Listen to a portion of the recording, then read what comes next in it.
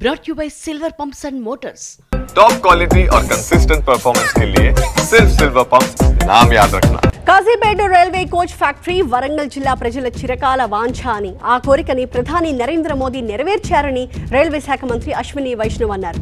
కాజీపేటలో railway coach factory manufacturing unit పనులను కేంద్ర మంత్రి కిషన్ రెడ్డితో కలిసి ఆయన పరిశీలించారు. నిర్మాణ పనుల పురోగతిని కేంద్ర మంత్రులకి అధికారులు వివరించారు. 2026లో కాజీపేటలో రైల్వే కోచ్ల ఉత్పత్తి ప్రారంభమవుతుంది అని చెప్పారు కేంద్ర మంత్రి అశ్విని వైష్ణవ్. భవిష్యత్తులో కాజీపేట కోచ్ ఫ్యాక్టరీలో మెట్రో కోచ్లు కూడా తయారవుతాయని చెప్పారు ఆయన. కాజీపేట రైల్వే కోచ్ ఫ్యాక్టరీ 40 ఏళ్ల పోరాట ఫలితం అన్నారు కేంద్ర మంత్రి కిషన్ రెడ్డి. మోదీ గ్యారంటీకి ప్రతిరూపమే కాజీపేట కోచ్ ఫ్యాక్టరీ అన్నారు ఆయన.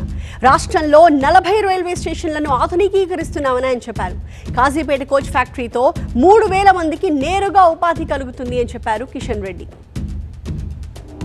నరేంద్ర మోడీ గారు ప్రధానమంత్రి అయిన తర్వాత ఈరోజు ఒక కోచ్ ఫ్యాక్టరీ కాదు, ఇక్కడ రైల్వే ఇంజన్ల మ్యానుఫ్యాక్చరింగు, కోచ్ల మ్యానుఫ్యాక్చరింగు, వ్యాగన్స్ మ్యానుఫ్యాక్చరింగు, ఈ 3 పెద్ద మనసుతో నరేంద్ర మోడీ గారు మరి అంగీకరించి వారిని రైల్వే శాఖ మంత్రి అయినటువంటి అశ్విని వైష్ణవ్ గారిని ఆదేశించడం జరిగింది.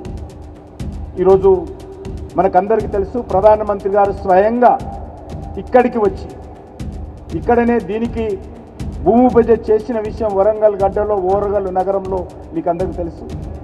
సుమారు మరి 3000 మంది డైరెక్ట్గా ఎంప్లాయ్మెంటు, ఇండైరెక్ట్గా అనేక ఎంప్లాయ్మెంటు.